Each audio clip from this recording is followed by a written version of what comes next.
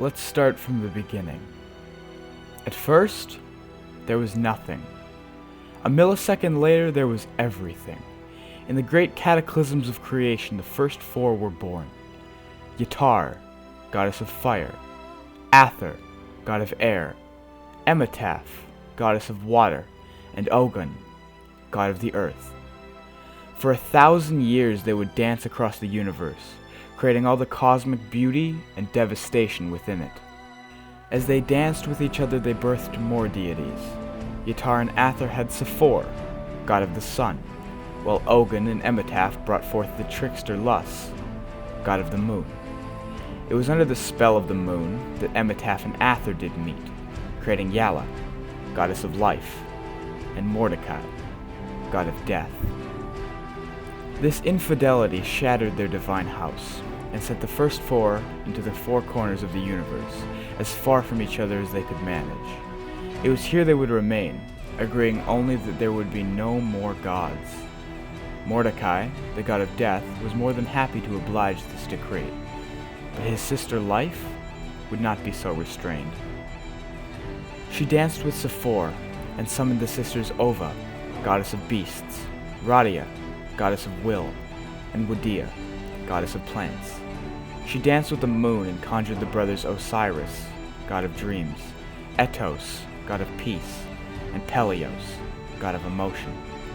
Because she was life, she loved the lives of her children, and because she was their mother, she taught them to love and to dance. Wodia and Osiris grew tall trees, so tall that their skin turned hard as iron, and divinity was trapped within their branches. The trees filtered this power into their roots, creating Zunos, goddess of the wild, who in turn brought forth the elves to tend to her new garden. Radia was seduced by Etos and Pelios, calling forth Lodros, god of fate, and Vora, goddess of force. Respectfully, Ova and Osiris brought forth Vistrix, goddess of chaos, Shakti, goddess of illusion, and Epona, goddess of knowledge. The trickster Moon lay with many of his grandchildren. Vora bore him Repel, god of magnetism, while his union with Epona summoned Kalos, god of invention, and the gods of magnetism and invention would later combine their power and forge dwarves from stone and magic. Vistrix was Lus's favorite, and their millennia-long tryst gave birth to Keto, god of the sea, Atuna, goddess of magic, and Yodar, god of luck. Ova was wild, as beasts often are, and the sons of Lus were seduced by her life-made flesh. Ova and Etos allowed for Tur, god of travel, Sa, god of the astral plane, and Miva, goddess of time. Ova and Pelios shook the heavens with their love and called forth 7 children: Gyder, god of sport, Mygthos, goddess of strength, Senos, god of speed, Eudia, goddess of vitality, Aras, goddess of sound, Vodin, god of war, and Hilo, god of flight. Radia and Etos recoiled in horror at the disorder wrought by their siblings' children, and lay together to bring about Beros, god of order. The families squabbled as families often do, but the gods maintained a delicate balance by agreeing to return to the first law: no more gods. And for 6,000 years, there were none. Dwarves were the first of men to be given magic, as they were jealous of elves in their millennia of life. They became fierce guardians of this new power, which they used to create great feats of architecture and technology. And once their towering dwarven halls could be made no more magnificent, they set about shaping the world. Centuries of dominance made many of the dwarfs as selfish and petty as the gods. The elves eventually grew tired of their constant warring, and stole the secrets of magic from them, teaching the knowledge to all the other races in order to restore balance. Enraged, the dwarfs declared war on the races of man, and the 100 Years' War began. As death and turmoil spread across the land without intervention, mankind grew distant from the gods. The first human city of Ani rapidly expanded as more and more people fled to the walls of the capital, to seek reprieve from the unending violence. The city prospered, a shining light in the darkness that threatened to consume all. Man began to idolize his own creations over the divinity of the gods. When the millionth person was born inside of Ani's sprawling slums, mankind also birthed its first god, a simple but wise farmer known as Zavan. As he was now an omnipotent being, blessed with the practicality and impatience of a mortal, Zavan immediately set about improving Ani, raising towering walls that carried magically purified water along the tops of its ivory embattlements. He dug a great canal that brought this water into the heart of the city, blessing its inhabitants with good health and bountiful crops. With the capital in order, Zavan set about ending the 100 Years' War and unifying the 5 kingdoms under his rule. In just over a decade, he united the races and cities under a single banner, forging the most powerful kingdom the world had ever seen. The speed at which the god of man worked, combined with the ease at which he wielded his powers within his own realm, terrified the old gods and goaded them into swift action. Swift for immortal beings, at any rate. At the height of the 100 Years' War, many gods grew wary of man's increasing power. A pact was formed from an unlikely cabal of Sephor, Zunos, Vodun, Vistrix, Vora, and Beros. On the first day of the second year of Zavan, they attacked all at once, intent on killing the god of man with a single strike. What they had not planned on was death finally taking a lover. They had certainly not planned on how fiercely he would fight to protect him. The titanic conflict that ensued quickly spread across the entire pantheon as each deity was forced to choose a side. The great gods' war had begun. It would barely last an hour. As the gods battled for control over the mortal realm, they tore the planet asunder. Millions of creatures died within minutes as the divine energies not seen since the creation of the universe were harnessed as sword and shield. In the final moments of the hour-long war, Zavan gave his life defending the 5 nations. Sephor struck at him again and again, sundering the land with earthquakes and volcanoes. In order to save the city of Ani, Zavan sacrificed a third of Kadar and much of the countryside surrounding the capital city, as it sank beneath the waters of a new inland sea. In his dying moments, Zavan willed his divinity into the fabric of his armor, weapons, clothing, and crown, and then willed these artifacts to a simple farmer from Kadar named Jacob Kladivo. The last artifacts ever forged will be forever bonded to the most worthy of those born within the 5 kingdoms. As the storm that had engulfed the entire world bore down on the 5 kingdoms, Zavan gathered the raging magical forces that had been unleashed upon his world and used them to form a permanent barrier protecting the ravaged nations from the destruction of the planet. The survivors of the 5 kingdoms put out the fires and rebuilt what little they could of their former lives.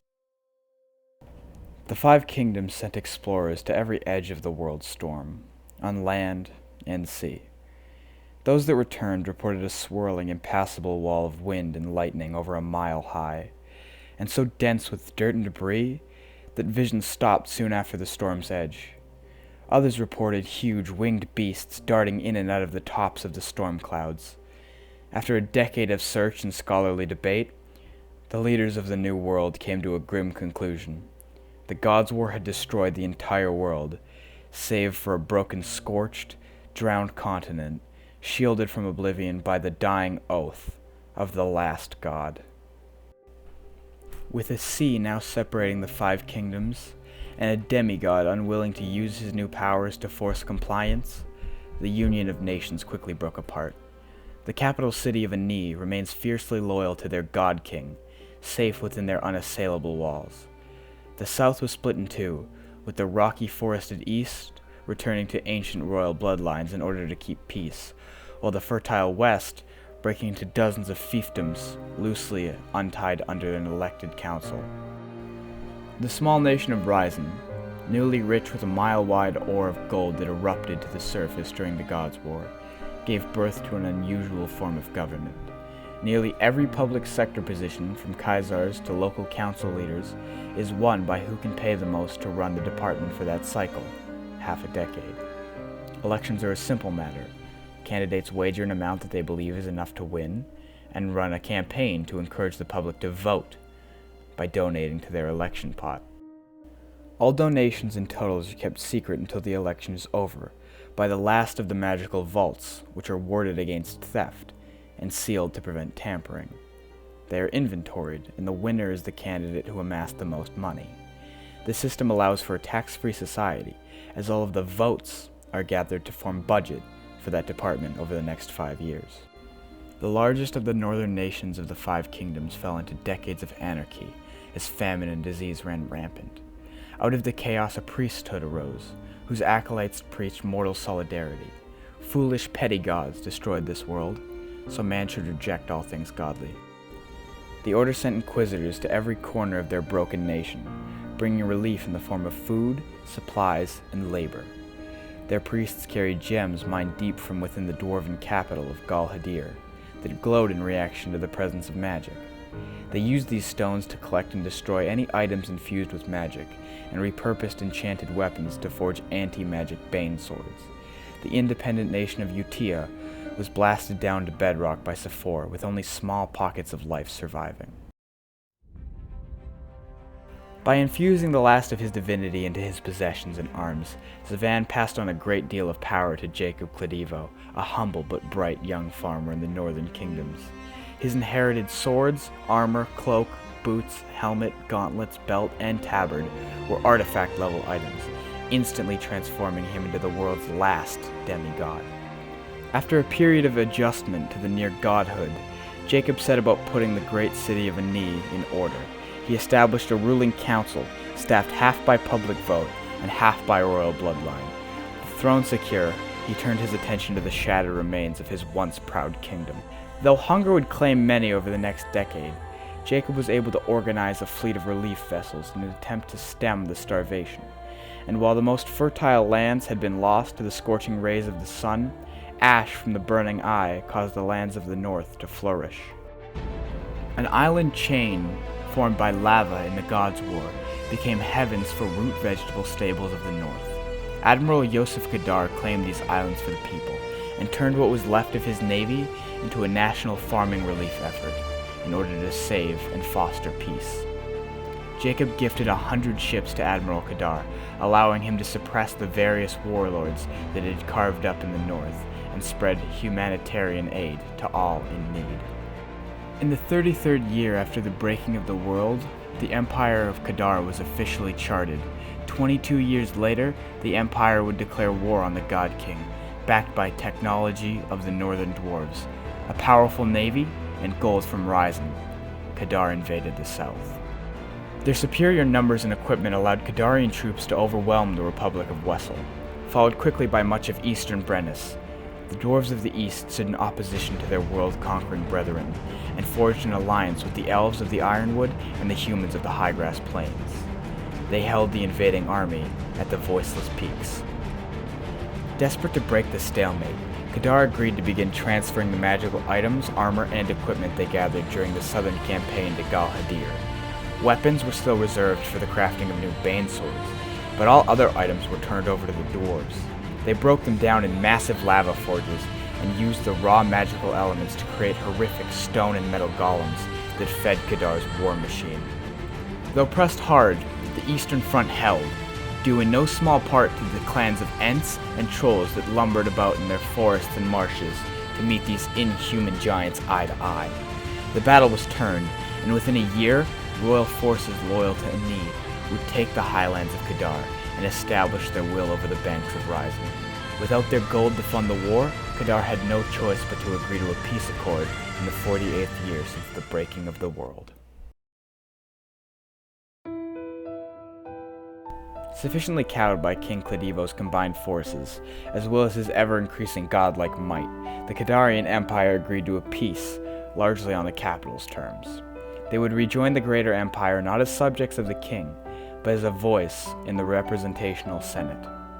Each of the 5 kingdoms would have votes in the Senate equal to 1 for every 10,000 of their citizens. A census is taken every 10 years led by royal forces from Ani, with delegates from each of the kingdoms. King Cledivo would rule as emperor of this government, with the ability to veto any of the proposed legislation. The Senate can override this veto with 2/3 majority vote.